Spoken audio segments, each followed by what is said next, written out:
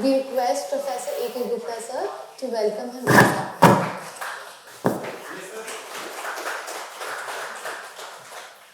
We'll start with our presentation. There is a slight change with the scheduling. So the first presentation would be given by Ms. Arya Vats and Muskan Rawat, and the title of the presentation is Echoes of the Unseen. So I request them to come forward and do align their PPTs. Good afternoon, everyone. I am Arya Vats and I have worked as a consultant in Condé Nast, India. And I'm Muskan, and I'm an art researcher, writer, curator, and an academician. So today we are here for a joint presentation on the topic Echoes of the Unseen. This presentation examines the echoes of Shiba Chachi, an artist, writer, thinker, and activist who lives and works in Delhi, a city she describes as complex, chaotic, yet also vibrant and vital. Her interdisciplinary practice engages with social and political issues surrounding feminism and ecology.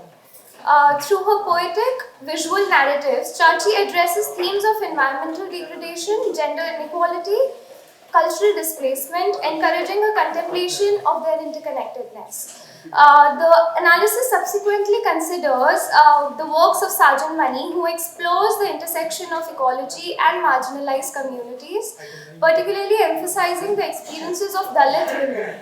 Last but not the least, this paper will investigate how these social and ecological concerns can be sustainably imparted within educational institutions through the arena of contemporary Indian art.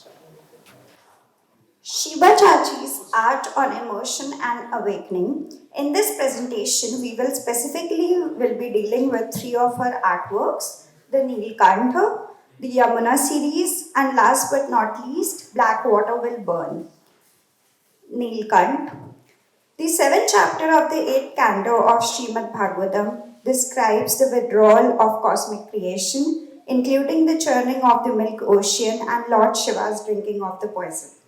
The episode of Samudra Manthan and the Neelkant is a well-known story in the tapestries of Indian art, as well as has been repeatedly exhibited in calendars, making the topic very much alive. Shiba Chachis has a long-standing interest in story, mythology, and allegory, which she describes as her own way of looking at her surroundings. As the churning of the milk ocean took place by the gods and the demons to obtain the nectar of immortality, they obtained a number of wondrous things. However, due to the churning, the water of the ocean started to heat and boil, producing a poison that could destroy not just time but the entire universe. Moved by compassion, Shiva takes the Calcutta poison and drinks it, which is why he is called Neelkantha, the blue-throated one, leading to the question of the transformation of this poison. Delhi, which is a heavily polluted city, would give her a severe allergic reaction whenever she visited it. The artist had a broader perspective on poison, which she saw as not only a physical but also a psychological phenomena, that is the toxicity of social relationships that are generally held due to certain specific reasons. The artist has used this as an allegory for the situation of pollution in the modern day cities, where greed has generated a kind of poison that affects all the senses. The artist addresses where each one of us are unwittingly Neelkantha, absorbing and holding this poison within us. The installation looks like a miniature city made up of 260 aluminium light boxes arranged into four sections in a mandala like art form, which is gleaming with miniature skyscrapers. These towers are made up of lengths of aluminium commonly used by Delhi masons. Each tower tops carry illuminated photograph of one of the five sense organs associated with the five elements. In the four corners, which are in the sense the gates of this classical mandala, there are backlit images created from the biggest dumps of Delhi, i.e. the Ghazipur, And the rendition of these images are rather romantic, but what they actually exhibit is sheer garbage. At the center, there is an ambiguous video. It is symbolically blue in color and struggles to slow the congested and tiny body movements. Initially mysterious, the blue video image slowly reveals itself to be a gigantic throat, convulsing with involuntary movements. The image, which looks like a throat, is revealed to be as human as it is mythic, both human and archetypal. Its skin is inscribed with combination of paint and projections. The throat continuously attempts to swallow whatever comes into it. Images of garbage appear, dissolve, and morph into the throat in order to digest the poison. So the installation attempts to provoke us by showing that by exploring our search for urbanization, we have generated a poison. The black water will burn.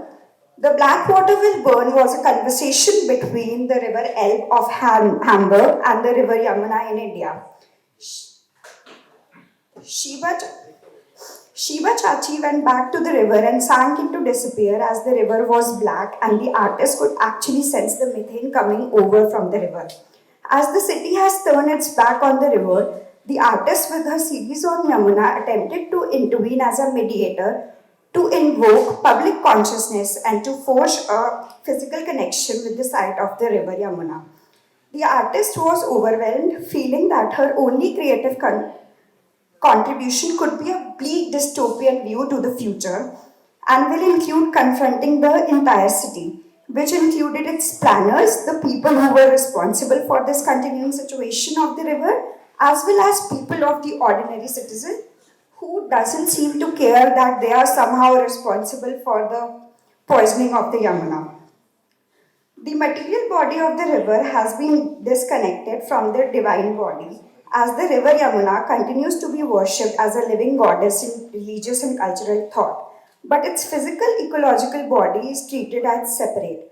So Sajamani belonged to the community of rubber tappers, and this art piece is made with the sheet of rubbers. What it basically depict is the images, the photographs, the serigraphs of the women belonging to the Dalit community of Kerala. The marginalized women of the Dalit community in Kerala were subjected to this breast tax known as Mulakaram.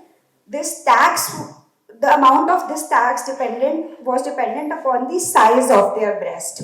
So there is a woman, Nangeli, who chopped off her breast to revolt against the breast tax that was imposed to the minority section of the society. The second slide, stretched light and muted howls, shows us the eyes of rubber tapers. They are different yet similar and emotive. What they exhibit to us is like their struggle, and they question us, the viewers, about all of these concerns about the marginalized community and so on.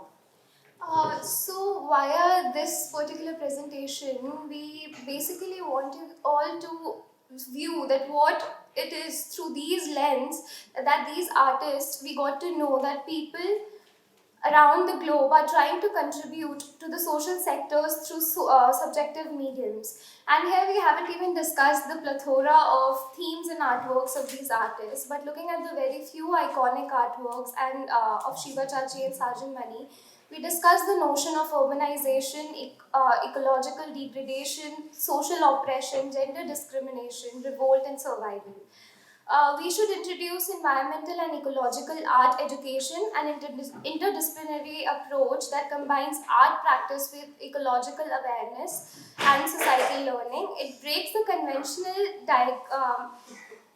art, and it basically evokes the art as becoming the point of departure through which students connect to ecological systems and get an insight about social issues. The question is that why this matters for the curriculum. It encourages experimental learning, it integrates creativity with social stewardship. I hope we This cross-disciplinary units make environmental arts central to the learning approach and not peripheral. Thank you. Thank you, Arya. Thank you, Muskan. Now we would like to ask Arush, Arif, Arnav, and Abhay to come forward and give a presentation. Good afternoon, everybody. I'm Arush, along with Abhay, Arif, and Arnav. I'm here to present my research paper on From Migration to Vulnerability, a qualitative study of factors influencing child trafficking in Jharkhand. Now, migration and trafficking are going to be the buzzwords throughout my presentation. So, let's start with a question to differentiate between. आज हम आप सबसे एक सवाल पूछना चाहते हैं। अगर झारखंड के किसी गांव से एक बच्चा दिल्ली के लिए निकलता है काम करने के लिए, तो क्या हम तुरंत उसे ट्रैफिक लीगल कर देते हैं? नहीं, हम उसे माइग्रेशन बोलते हैं, हम उसे सर्च फॉर बेटर अपॉर्चुनिटी बोलते हैं, हम उसे मजबूरी बोलते हैं। हम उस बच्चे के सत्य को एक ऐसे ही किसी मासूम से दिखाई देने वाले या सुनाई देने वाले शब्द के पीछे छिपा देते हैं। और हर साल हजारों बच्चों की मासूमियत छीनी जाती है ऐसे ही किसी मासूम से सुनाई देने वाले शब्द के पीछे। Today, our research is not only data-based. It is to substantiate how normal दिखने वाली चीजें, how normal सुनाई देने वाली चीजें कितनी खतरनाक, कितनी घातक होती हैं। अगर सिर्फ रॉ नंबर्स की बात करें तो IRRC के डेटा के हिसाब से सिर्फ 2024 में चाईबासा से 25, गोड्डा से 15, साहबगंज से 42, गुमला से 26, पाकुड़ से 16, कुल मिलाकर सिर्फ 2023 में, सिर्फ 2024 में झारखंड से मिलने वाले बच्चों की संख्या 400 के पार है। ये IRRC का डेटा है, ये झारखंड द्वारा रिलीज करते हैं। और ये तो उनका डेटा जो बस मिले हैं, जो नहीं मिले उनका क्या हुआ कोई नहीं जानता। Now, समय की पाबंदी के कारण we won't get to the legal aspect of it. बाकी IPC 370 के सेक्शन के तहत trafficking, well, that has been written into the slide. तो let's come to trafficking and migration. आज हम पहले trafficking से शुरू नहीं करेंगे, आज हम शुरू करेंगे migration से, आज हम शुरू करेंगे झारखंड से। आज हम बात करेंगे कि कैसे आज के दिनों में झारखंड सिर्फ एक सोर्स स्टेट नहीं है ट्रैफिकिंग, झारखंड एक पूरा सप्लाई चेन। और झारखंड सप्लाई चेन सिर्फ इसलिए नहीं है क्योंकि झारखंड से लोग पलायन करते हैं इकोनॉमिक फैक्टर्स के कारण। झारखंड में माइग्रेशन एक सोशल एक्सपेक्टेशन बन चुका है। अगर आप गांव में रह रहे हैं तो आप फेलियर हैं, और आप अगर बंबई या दिल्ली में नाक भी लगा रहे हैं तो आप सक्सेस हैं। जब माइग्रेशन सोशल एक्सपेक्टेशन बन जाता है, जब सक्सेस की परिभाषा पलायन बन जाती है, तब कोई ये नहीं पूछता कि काम क्या होगा, कहां होगा और किसकी शर्तों पर होगा। इसी जगह पर तस्करी और पलायन के बीच की लाइन धुंधली हो जाती है और हमें नतीजे में ये नंबर दिखते हैं, ये नंबर दिखते हैं। और एक और खास बात, अगर हम किसी से पूछें कि पलायन का ड्राइविंग फोर्स है तो सब गरीबी कहते हैं, पर एक बहुत बढ़िया लाइन आती है हमारे जहन में, वही गरीबी जो बिहार में है तो उसके कारण लोग पलायन करते हैं और उस गरीबी के कारण झारखंड के लोगों की तस्करी की जाती है। ये कहां का न्याय है? आगे चलते हुए, as I told that I won't be getting to the legal aspect of it because of time constraints. So let's come up to our problem statement. Trafficking often not perceived as trafficking at the community level. क्यों? Problem ये नहीं है कि trafficking होती है, problem ये है कि ट्रैफिकिंग जैसी लगती नहीं है। ट्रैफिकिंग तब तक इलीगल नहीं लगता जब तक अब्यूज विजिबल नहीं है, और जब अब्यूज विजिबल होता है, जब एक्सप्लॉइटेशन विजिबल होता है, तब तक बच्चा या पीढ़ी सिस्टम के इतने अंदर बढ़ चुका होता है कि उसको रेस्क्यू करना लगभग नामुमकिन हो जाता है। इसी प्रॉब्लम स्टेटमेंट को आंसर करते हुए हम लोगों ने अपने रिसर्च पेपर को एड्रेस किया, and these are our research questions. आप यहाँ डेटा में देख सकते हैं कि कैसे झारखंड का जो केस और पॉपुलेशन शेयर है वो बहुत पेचीदा सा है। इतने कम पॉपुलेशन रेशियो के बाद इतने ज्यादा ट्रैफिकिंग केसेस आते हैं। हम लोग अपने रिसर्च क्वेश्चंस के ऊपर आगे बढ़ते हैं।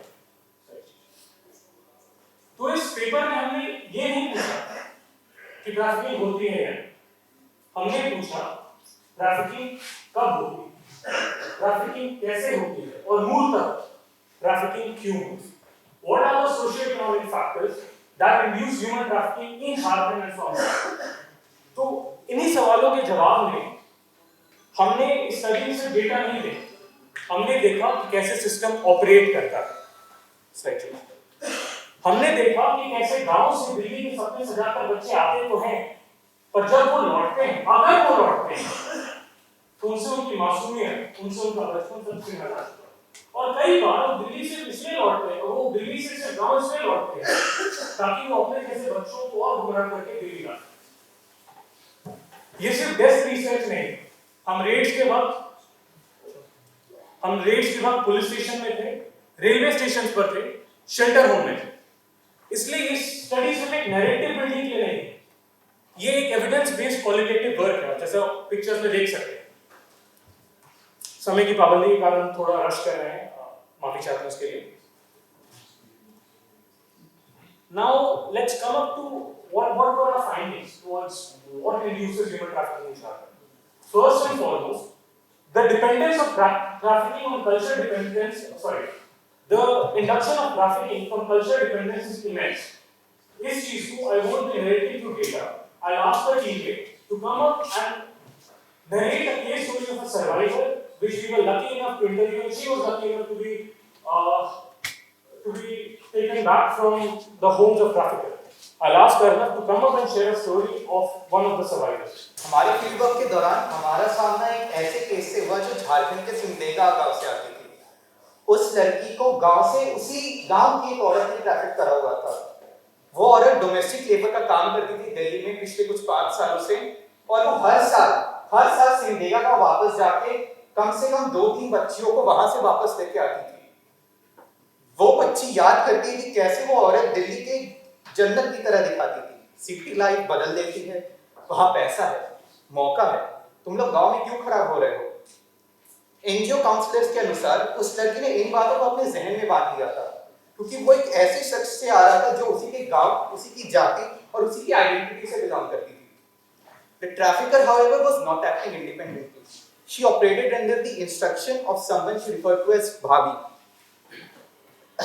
who controlled the recruitment process. The girl, after told the counselor, Bhabhi ने बुलाया था और उसके कहने पे हमको वो ले गए.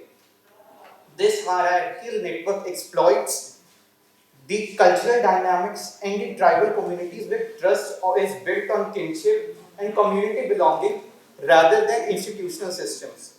Families in villages rarely question her intentions because she was one of them. One family member described the situation to a counselor as हमने कभी Okay, so basically in brief I will tell the story. Jharkhand में आप ऐसे समझ लीजिए कि chain बनती जा रही है इस चीज की।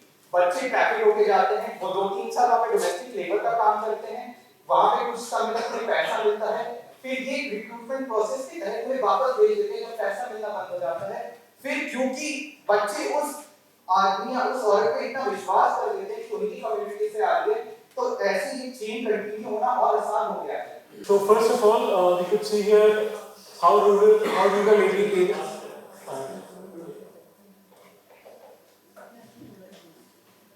Well, actually, I had a lot to say, but because time becoming a current, I'll wrap it up pretty fast. I'm just to say it in good words, to be honest. Very good findings here. Thank you, sir. One question can be asked, Varney, if Well, following up the itinerary, I would now like to call Ms. Astha Rana to present a paper on Karma Yoga in Action, Implementation for Sustainable Business Practices. Do I have here Ms. Astha Rana? Is Ms. Astha Rana here? Moving ahead, I'd like to call Ms. Barira Nadeem Hussain. Do I have Ms. Barira here? Do we have Ms. Barira here? Moving ahead, I would like to call Mr. Rakesh Kumar Garg, Upendra Kumar Agarwal, and Binaka Agarwal. I would like to invite them to come to the dais and give their presentation on reimagining the Indian education system through Swami Vivekananda's vision. May I have a round of applause for Mr. Rakesh Kumar Garg? I'm so sorry, due to some technical fault. I would now like to call upon Mr. Vibhor Sharma and Ms. Amita Goyal. Do I have Mr. Vibhor Sharma here? Fine. May I have a round of applause for Mr. Vibhor Sharma?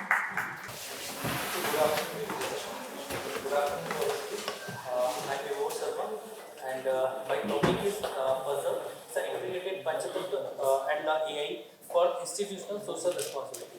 I'm here from an engineering institute, so Maharaja Mission Institute of Technology.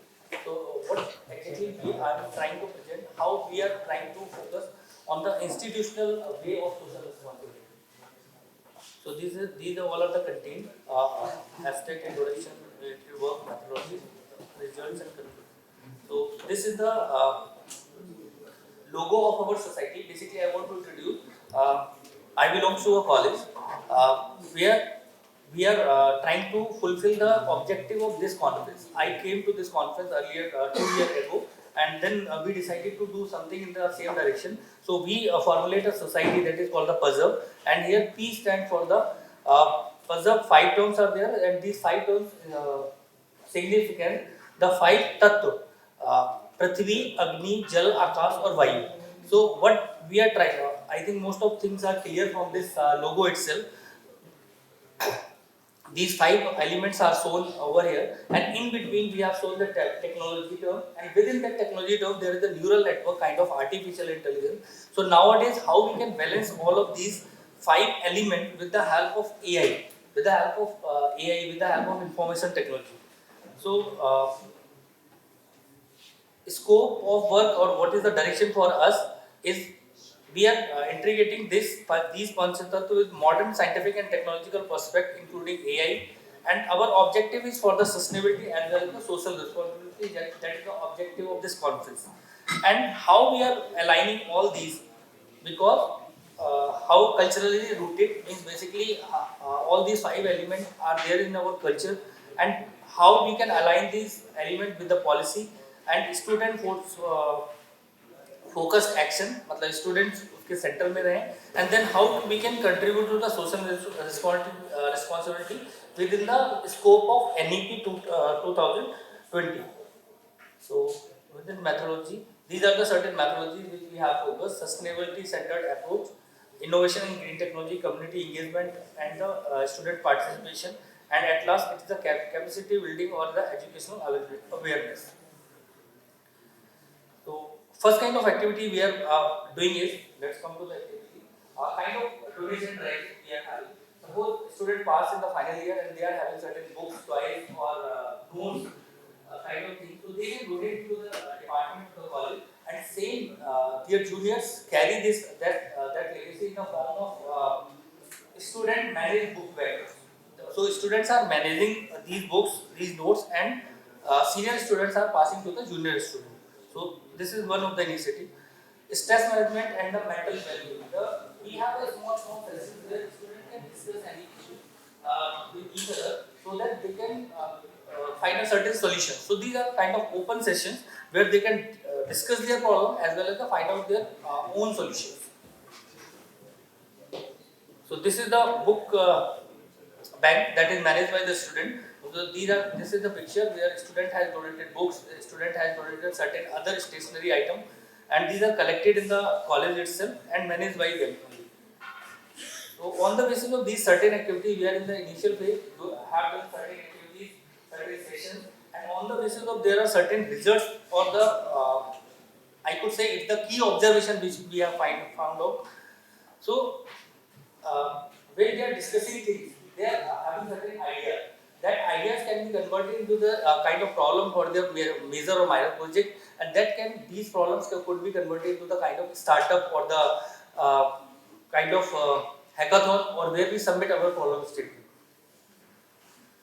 They are with the help of these discussions, these values and togetherness, they are focusing on the core values and the holistic well-being, and all these are aligned with the Sustainable Development Goal or the institutional collaboration. So we are also collaborating with the nearby NGOs for these books and cloths and all these kind of activities, or as well as for the problem statement. So, I would like to conclude it. It's an institutional structure based on the Panchatattva that is proposed to enhance sustainability, community participation, as well as the holistic education. With the help of this institutional approach, we are integrating this ecological wisdom with the contemporary perspective and some practice-based intervention that where the student is in focus, and ultimately the initiative implement program that bring about significant change at the local, national or global level with the communities, researcher and the policy making all together. So thank you. Thank you, Mr. Vibhor Sharma. Now I would like to call upon Mr. Biresh Pachasia, and the title of his presentation is Lifelong Learning for Older Adults, Need and Opportunity. Thank you. Good afternoon to everyone. My name is Biresh Pachisia. I have 5 minutes to present. So I'll try to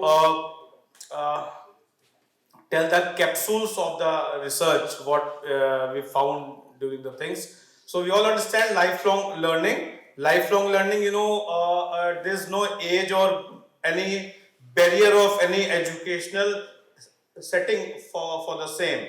So it goes on till end of the life.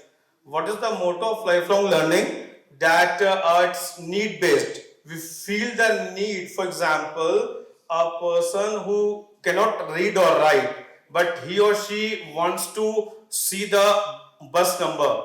So then this is a need, and he or she will try to learn the numeric values. So as per need of the things, it goes on. So Stephens told learning is a natural process which transcends the boundaries of age and educational settings which are told.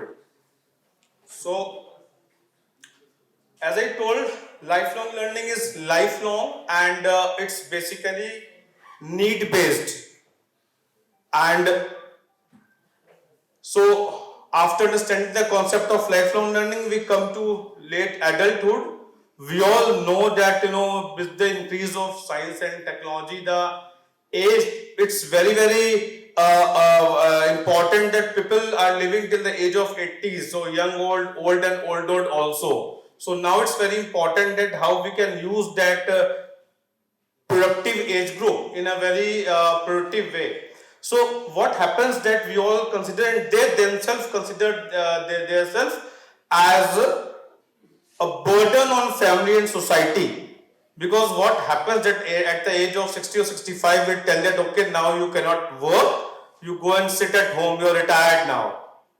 So and everything, they are not involved in day-to-day affairs of the family, the decisions, so they lead a lethargic life. But many researchers support the notion of lifelong learning at least till the age of 70s and more also. So it's very important that we have to give them a platform where their knowledge and experience can be used by the youngsters. So objective of the study, we try to study the current status and current skill which they have and the need of education skills. And this basically sample size is 100, and we targeted the young old group, that is age group of 60 to 70, and from the unorganized sector. Okay, so mainly rickshaw puller and fruit seller and all those unorganized sector.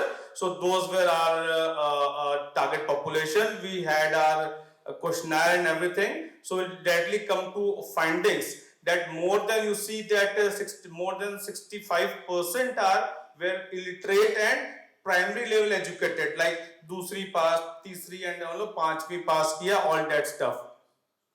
So because the person who are 60 or 70 at this point of time, so they were at of 1950s or 60s.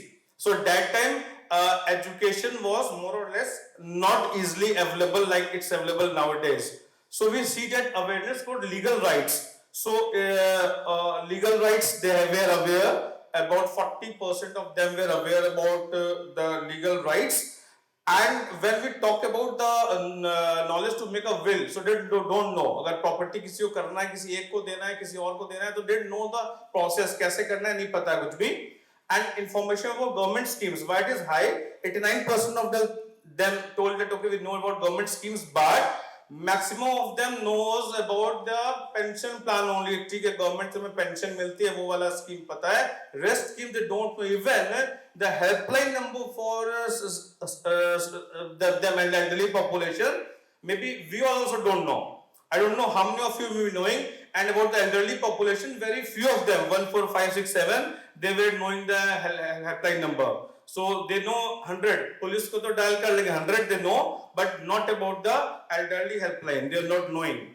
So yeah, so I'm concluding. Maybe second, third last slide is there. So mainly they were very much interested to go for lifelong learning initiatives, for continuing education initiatives, especially those which they need in their daily life. So like they wanted to know how to use mobile, they wanted to learn how they can go to bank and operate their bank account. What happens that okay, if they have getting pension and they say somebody in the family चलो pension निकलवा दो तो 2,500 में 500 मुझे दे दो, मतलब all the things. So they want to be independent, to know, and they want to book auto and all that stuff now. So lot of things they wanted to learn which is need of the hour for them to lead a dignified and stress-free life ahead. So yeah, so conclusion is there. I already told. One recommendation is the last slide. One recommendation: the high time when we talk about lifelong learning initiatives, especially for the elderly population, which we are missing, and its responsibility, social responsibility of the education institutions, as we are talking from morning, that the schools, colleges, universities, education institutions, they must have some kind of extension and outreach services and community learning centers for the elderly population. Thank you very much. Thank you. As we have an information from the organizers that there is a constraint of time. We know if we get time, we can elaborate it very much. But they perhaps think that it could happen. That's why they have chosen me a practicing advocate of Supreme Court. Normally, we are used to present a matter before the Supreme Court in the miscellaneous days, and we have to complete our argument only within 30 seconds to 1 minute. The entire matter is over. By 1 minute, the file is thrown away in the front table. So, this is the sole thing when we are merging towards the AI. So, we should put it in a very nutshell, and I have confidence in everybody that they will put everything under one roof and put it under few words. Thank you. I would now like to call upon Ms. Bhavna Bharadwaj. Ms. Bhavna Bharadwaj on government schools as agents of social responsibilities. Good afternoon to one and all present here. Myself Bhavna. I'm a teacher from the government school. I'm presenting my paper that government school is a pivotal agent of social responsibility, transforming first generation learner through holistic initiatives. A government school with limited resources serves students who are first generation learner from family of factory laborers. These families are least concerned about their children's education.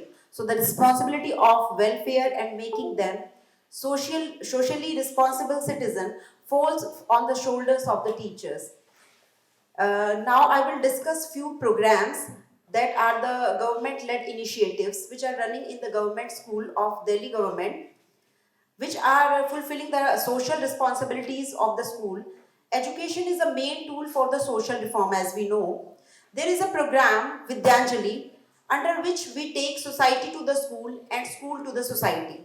Vidyanjali is an initiative of the Department of School Education and Literacy, Ministry of Education, for facilitating the community and volunteers to directly contact with government and government-aided schools to contribute their services in the schools. We also take our schools to the societies, like we conduct some sessions. We take students to the Industrial Training Institutes, Indian Agriculture Research Institute, and other educational and vocational centers. Now there is second initiative which is running in the government school, on which I have done this research. that is Rashtra Niti, to create the this is civic education initiative. It is a comprehensive civic education program launched by the Delhi government for its Directorate of Education Schools.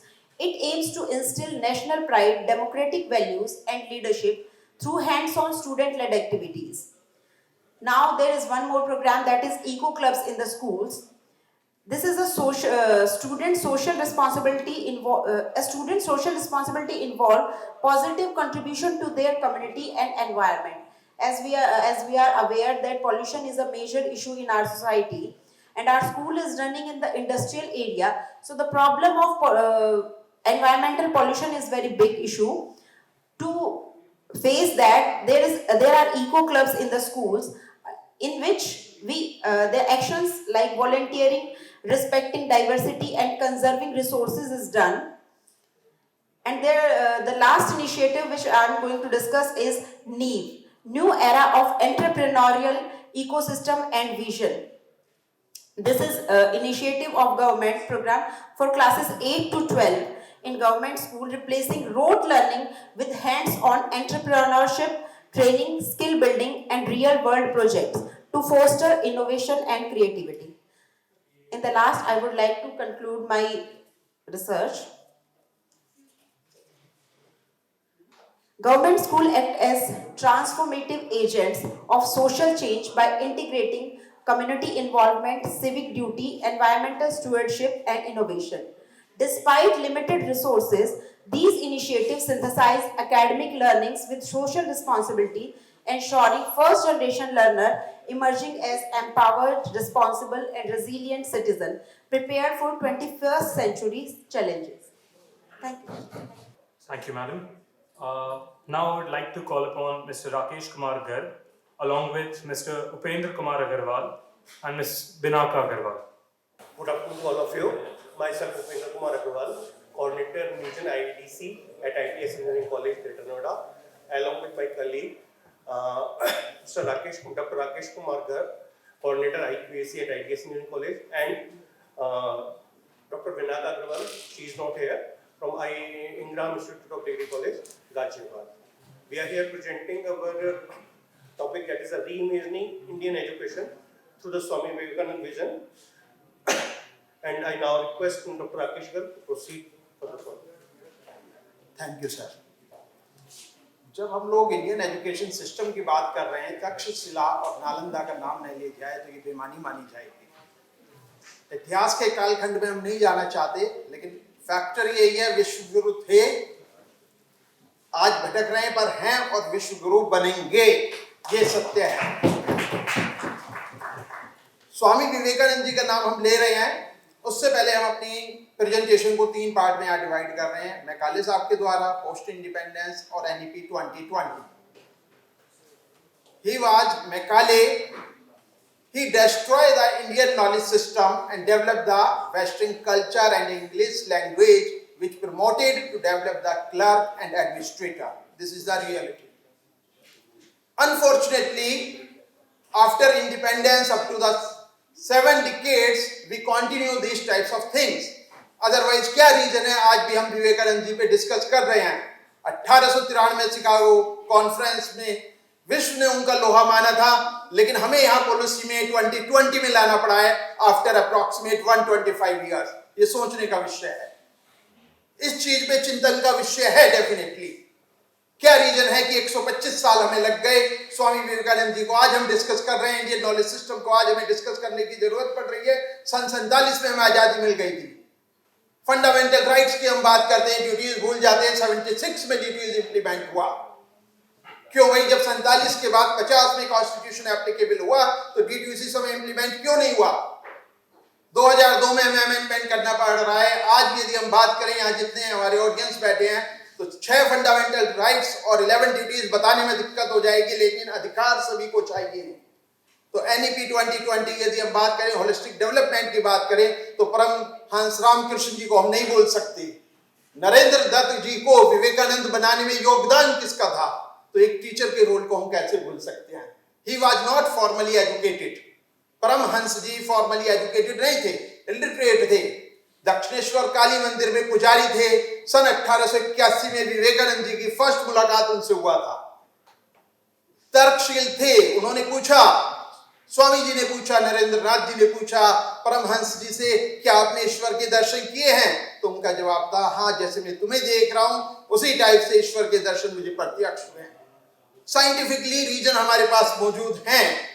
यदि हम NEP की बात करते हैं तो इसमें NEP में देखिए आप ध्यान से, आज की डेट में हम मैनकाइंड एजुकेशन की बात कर रहे हैं, होलिस्टिक डेवलपमेंट की बात कर रहे हैं।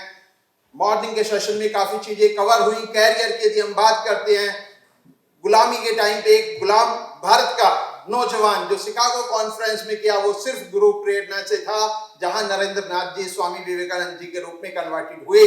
और इंडियन नॉलेज सिस्टम में आज की डेट में हम holistic development, critical thinking, innovation, enterprising और सब चीजों की बातें चल रहे हैं। यदि भारत को विश्व गुरु बनना है तो डेफिनेटली हमें अपने संस्कारों से दोबारा जुड़ना पड़ेगा। कैरियर सिर्फ इस बात में नहीं माना जा सकता कि आईएएस बन गए, यूपीएससी हो गए, टीचर बन गए या कुछ बन गए, पैसा कमाया, रिटायरमेंट हो गया, जो मॉर्निंग सेशन में भी हम लोग सुन रहे थे। समाज को हम दे क्या रहे हैं? नहीं चिंतन करेंगे तो ठीक है, नेक्स्ट जनरेशन को जवाब देना पड़ेगा। उन चीजों पे गहन चिंतन की आवश्यकता है, तभी इन चीजों का हमें बेनिफिट मिल सकता है। इसी के बाद मैं अपनी बात को विराम देना चाहता हूँ। Now, following the itinerary, I would like to call upon Miss Himani. Do I have Miss Himani here? Final call for Miss Himani. Moving ahead, I would now like to call upon Mohammad Jameel Ahmed. Good afternoon all. I am Mohammad Jameel Ahmed, PhD student at Department of Social Work, University of Delhi, under Dr. Neena Pandey ma'am. Today, for the presentation, my topic is Design Thinking Approach for Rural Healthcare in India. Before joining PhD, I was associated with Madhya Pradesh government as a professional at district level basically, where I was working on FNSW program, Food Nutrition and Health program. There I observed why we are still not able to meet the healthcare need of our population. Despite 75 years of planning, strategies and all the schemes, initiatives, then I thought there must be some way, कोई रास्ता होगा कि हम why we are not able to achieve कि at 75 years earlier we formed a Bhure committee, if you may know, Bhure committee for healthcare basically, accessibility, availability and kind of to provide complete health care. So first I would go to this is not the final slide, but direct I will go to the objectives basically. So the objectives are study barriers and challenges, कि हम जो भी barriers है, challenges है, उनको हम पहले जान ले, फिर then understand the design thinking, which I am talking about, the design thinking approach for rural healthcare. It has been used in the area of management, engineering, construction and many other areas, and it has given a proven result basically. So understand the design thinking, framework and its application in rural healthcare, innovation, management and service delivery basically. Then develop innovative solutions, develop innovative context-specific, scalable solution, improve accessibility, affordability and quality of rural healthcare in India basically. So why we are basically looking this, why we need this thing. So in India basically there are 3 tiers of healthcare system: primary, secondary and so there are infrastructure gap, resources gap, workforce shortage, absenteeism, high financial burden, limited access and connectivity, policy gaps and exclusion, knowledge and awareness gap, cultural barrier, stigma, gender specific constraint, digital infrastructure and literacy gap basically. So design thinking approach basically, it involves 4 processes basically: empathize, analyze, ideate, prototype and test. So empathize, first thing in rural healthcare basically, you need to empathize with your kind of client or patient who is coming to you. So then analyze, then ideate the things create ideas, prototype, iterative process it adopts कि हाँ multiple once. So it has its interpretation in karmic design thinking. Buddha's core concept, there is a dukkha, samudaya, marga, and then there is a this is the concept similar to design thinking, how we basically take it. So it has proven result from these intervention. Low cost incubator developed for the low weight an integrated maternal and child health system, information system, community care pilot project, design thinking for elderly, pill pack. Then there is a Talwar Bindi concept in India. There was iodine deficiency in women basically. So for that they designed a Talwar Bindi concept for the iodine pack basically. Okay. So now we, 1 minute sir, just wrapping up. So we are working on this because we cannot find better result or solution with the old traditional methods. So we need to see how one concept or approach can disrupt the rural healthcare in India, which has been very bad for many years and due to which a large population is suffering from. So I and my supervisor, Dr. Meena Pandey, we are working on this, and in future we will present also in very exploratory ways. Thank you, Mr. Ahmed. Now I'd like everybody to join me in welcoming Mrs. Kamini Sharma. Ma'am is presenting on the title Traditional Knowledge System and its Relevance with Contemporary Development. May I have a round of applause for her? दो विषय में अगर हम अपने आप को केंद्रित रखें, समस्या और उसका समाधान, ये दो बिंदु में हम करेंगे तो हम अपना विषय पे भी न्याय करेंगे, समय पे भी न्याय करेंगे. Hello everyone, my name is Kamini and my topic is traditional knowledge system. Basically, we know this as a Indian knowledge system. Basically, Indian knowledge system क्या है, जो भी सभ्यता की शुरुआत हुई और तब से जो हमारे अंदर एक कल्चर डेवलप होता गया, जो चीज़ें हमने लर्न की वो हमारी आदत बन गई और फिर कुछ चीज़ें जो है हम उसको आगे बढ़ा पाए, कुछ हम छोड़ते चले गए. तो जो इंडियन नॉलेज सिस्टम है उसका बेसिक क्या है, हमारा योगा सिस्टम है, हमारे वैदिक साहित्य हैं, जो हमारे एपिक्स थे, रामायण महाभारत, तो उनके कॉन्टेक्स्ट में जो हमें नॉलेज मिलता है वो हमारा ट्रेडिशनल नॉलेज सिस्टम का पार्ट था, बेसिक था.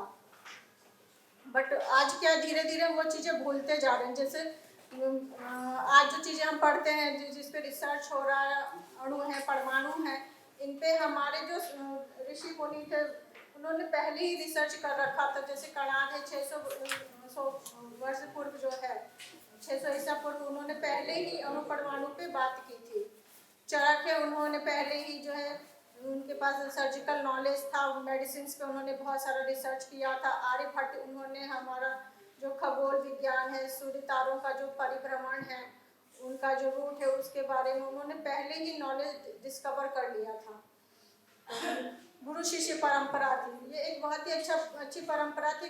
गुरु के समीप बैठ के शिष्य जो है उनकी बातों को बड़ी ही श्रद्धा से सुनते थे और फिर उसको समझ के फिर भ्रमण करके एक दूसरी जगह घूम के दूसरे लोगों तक उनकी बातें पहुंचाते, क्योंकि तब स्क्रिप्ट नहीं था, लैंग्वेज का बहुत अच्छा जो है डेवलपमेंट नहीं हुआ था. तो इस तरह से एक चेन बनता जाता था गुरु और शिष्य का. और जो पहले गुरु थे वो कुछ शिष्य बनाते थे, वो शिष्य फिर उन बातों को सीखते थे, अनुभव करते थे, फिर वो आगे उसको सर्कुलेट करते थे.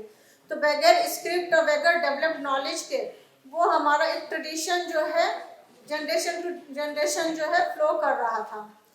तो इस तरह से हमारा जो ट्रेडिशनल नॉलेज सिस्टम था बहुत अच्छा था, बहुत कुछ सीखने को मिलता था. लेकिन हमारे जो पेरेंट्स थे, जैसे हमारे पेरेंट्स थे, आज हम कहते बच्चे बिगड़ गए, मोबाइल में लगे हुए हैं, तो बच्चे नहीं बिगड़ गए, पेरेंट्स खुद बिगड़ गए. पेरेंट्स खुद मोबाइल स्क्रॉल करते रहते हैं, मीम्स देखते रहते हैं.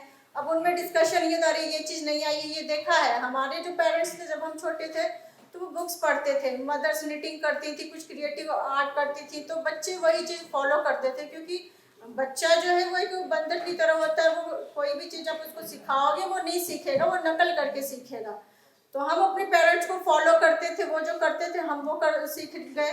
लेकिन हमारे बच्चे, हम मोबाइल देखते हैं तो वो मोबाइल देखना ही सीख रहे हैं। तो आप चाहते हैं कि हमारे बच्चे अच्छे भविष्य की ओर जाएं, अच्छा नागरिक बने और अपने देश के लिए, अपने लिए, अपनी फैमिली के लिए कुछ अच्छा कंट्रीब्यूट करें, तो सबसे पहले जो है उनको सिखाने के लिए हमें खुद सीखना होगा। तो उनको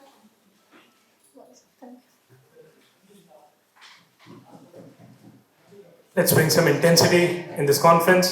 Let's have a big round of applause for Ms. Kamini. Now, building upon the momentum, I would like to call Mr. Jatin Kumar, Jatin Narayan Gupta, and Kavya Bish. Good afternoon, everyone. My name is Jatin Kumar, and here is my teammate Jatin Narayan Gupta and Kavya Bist. So, we are second year computer science students from Delhi Technological University itself. Before starting the presentation, I want to tell you a short story. A few months ago, we wanted to work as volunteer, but there is no such real NGOs and genuine NGOs which are available on social medias and online. We genuinely wanted to work as volunteer, not for certificates, not for any credit, but just to do something meaningful work. So we started searching for online and on social media's platform. Very soon we realized that some NGOs which are online are not genuine, but also asking for money for giving fake certificates without doing any genuine work. Later we discovered that many of these NGOs are fake, offering certificates without any real social work. So instead of helping society, we felt and stuck, and we felt very discouraged by seeing this society. So this made us think that there is a clear gap that needs to be filled, and that is where Volunteer Connects comes in. So let me walk you through the objectives of the platform. So the main objective is to provide a trusted platform for NGO volunteer collaboration. And the next is ensuring better skill and intent-based matching on the platform for volunteers. And there should be elimination of fake NGOs through the process of verifications. And so introducing Volunteer Connect. It is a digital platform that connects volunteers with verified NGOs. It uses intent-based matching to align volunteers' interest with NGO needs. By providing clear information, verification, and structured engagement, the platform builds trust on both sides. Our vision is to create a single reliable ecosystem for meaningful volunteering. So let me walk you through the system architecture of workflow. The workflow begins with NGO registration and verification to ensure authenticity and credibility of the platform. The next is volunteer then registers on the platform and creates profile. And then he selects his available time slot, his skills, and our AI-based system matches those skills with the available events of the NGOs that are going right now.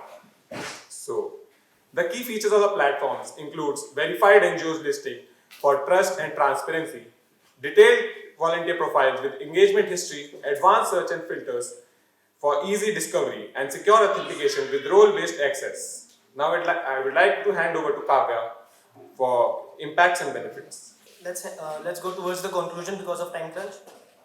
So, to conclude, Volunteer Connect solves key challenges such as lack of trust, poor coordination, and inefficient volunteering. By offering a verified, transparent, and scalable platform, it enables meaningful engagement and long-term social impact. This makes Volunteer Connect a sustainable solution for structured volunteering. Thank you.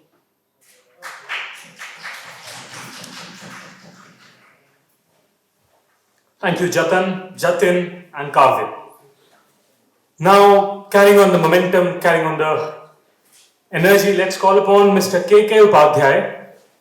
Do I have Mr. K.K. Upadhyay here? So, moving ahead, I would now like to call Madam Madhu Nagpal to present her title on Evolving Societal Roles of Educational Institutions. Let's raise the roof. Let's have a big round of applause for Ms. Madhu Nagpal. A very good afternoon to the distinguished panel on the dais and the co-participants in today's conference.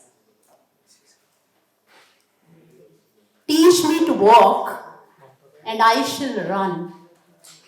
Teach me to look, and I shall see. Teach me to hear, and I shall listen. Teach me to sing, and I shall rejoice. For your instructions are imprinted upon my mind. By learning to fly, I shall soar high. I shall soar high. Swami Vivekananda's vision. He envisioned for a society where the youth learns to know himself. He learns to value himself. He learns to plan himself. He learns to enlighten himself and in turn enlightens others.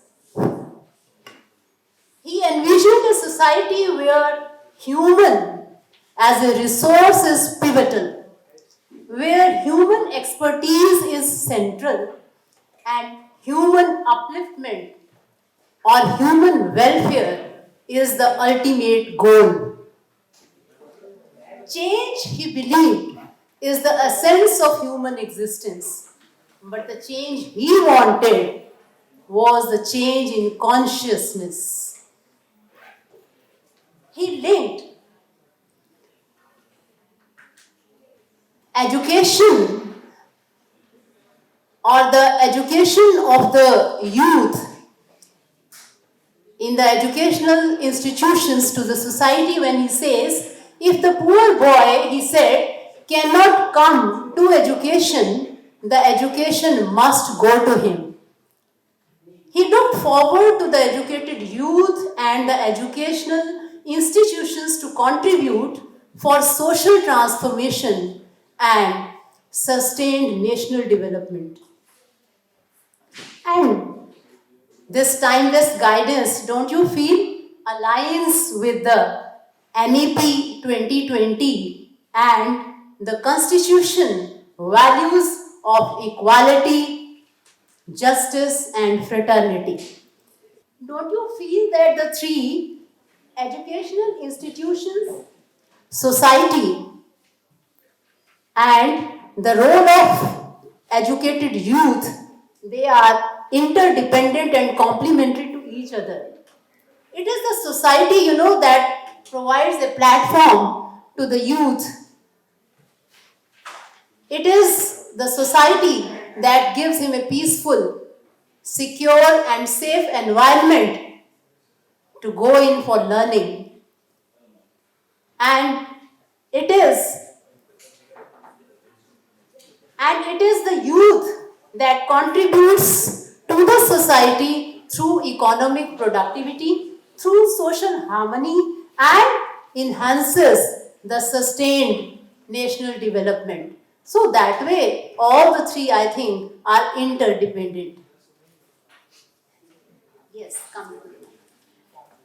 Now, when we see to this role of educational institutions in the upliftment of society, I have tried to discuss it in 5 pillars, under 5 pillars.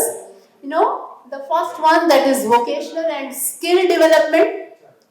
The second one, that is digital voice of youth, weekend workshops and guidance services, guidance and holistic support, and bridging global cultures through language, that is foreign language learning.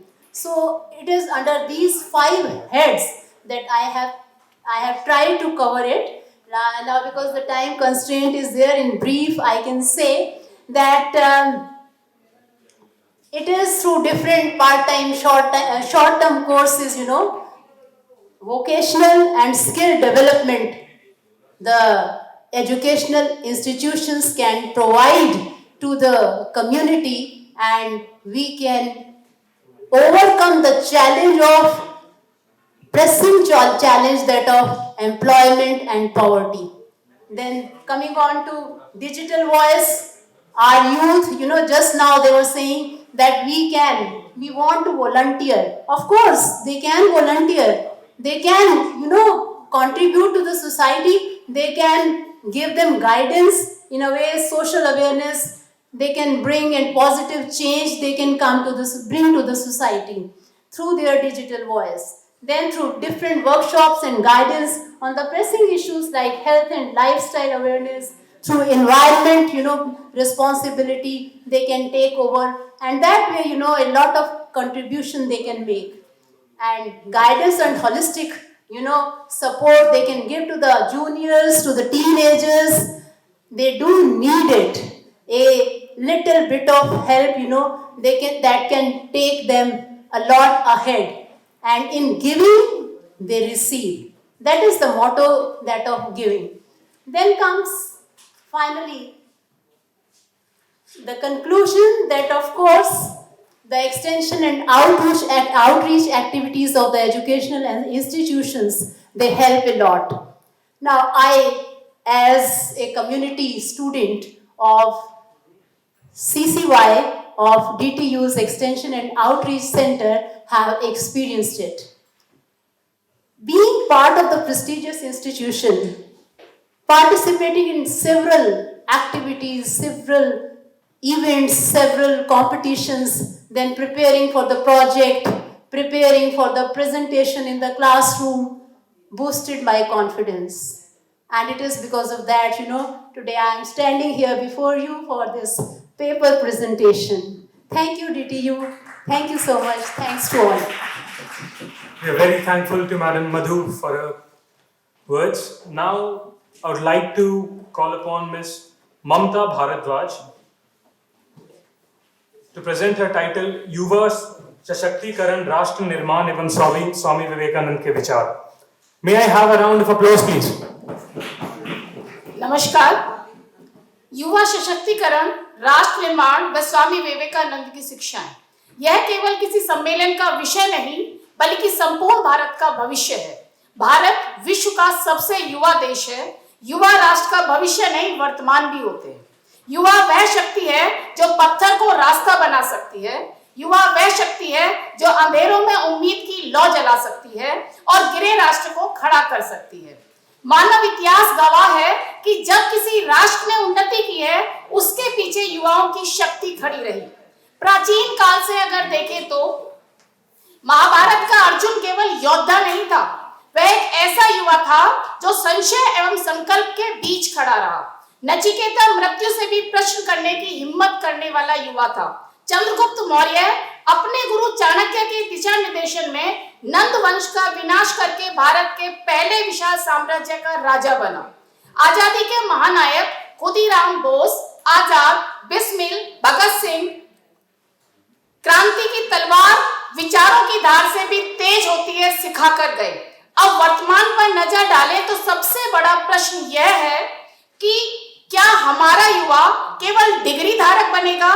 क्या वह इतना सशक्त बनेगा कि एक सशक्त राष्ट्र का निर्माण कर सके? तो अब बात करते हैं युवा सशक्तिकरण पर. यदि देखा जाए तो युवा पीढ़ी का आज का जो स्वरूप हमारे सामने है, उसके निर्माण में ना तो हम सब पीढ़ी का दोष है और ना ही अच्छा होने की स्थिति में वह किसी श्रेय का हकदार है. युवाओं की अराजकता के लिए या उनकी असाधारण योग्यता के लिए हम और हमारा समाज जिम्मेदार है. और गौर से देखें तो ये द्वंद आदर्श और यथार्थ के बीच का है. समाज किसी भी युग का रहा हो, उसमें नीति अनीति, सत्कर्म दुष्कर्म, पाप पुण्य सब बराबर चलते रहे हैं. आदर्श बनते बिगड़ते रहते हैं. आदर्शों ने ही यथार्थ को खाद पानी दिया, लेकिन आज उस खाद पानी की जगह शून्य है. यदि समाज के बिखरते मूल्यों की बात करें तो हमारी शिक्षा भी उससे अछूती नहीं है.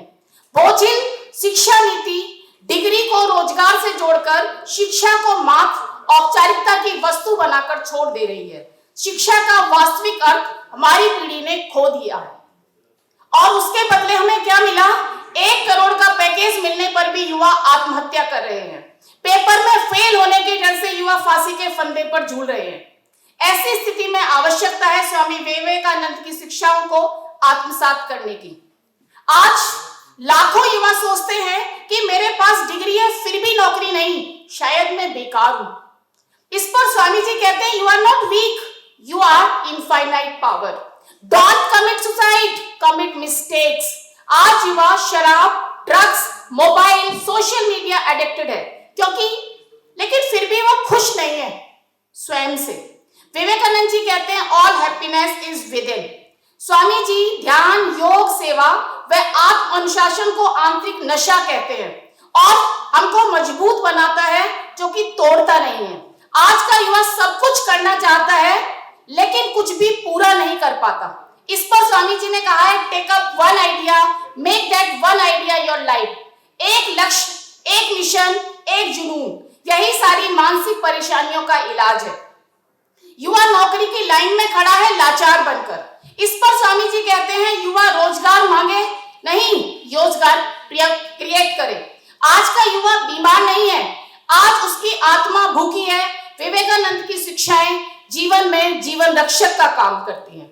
बस जाते जाते, हर मुश्किल से लड़ने को क्या तुम तैयार नहीं हो? हर मुश्किल से लड़ने को क्या तुम तैयार नहीं हो? बेरोजगारी की तोड़ बेशाखी क्या रोजगार देने को तैयार नहीं हो? क्यों टुकड़े टुकड़े कटने में तुम काबिल हो? क्या लक्ष्मीबाई की पहचान नहीं हो? युवा हो, ज्वालामुखी सी आग हो दिल में, खुद का दीपक बनने को तैयार नहीं हो? विश्व गुरु बनोगे तुम भारत के, तुम शेर हो, घास खाने को तैयार नहीं हो।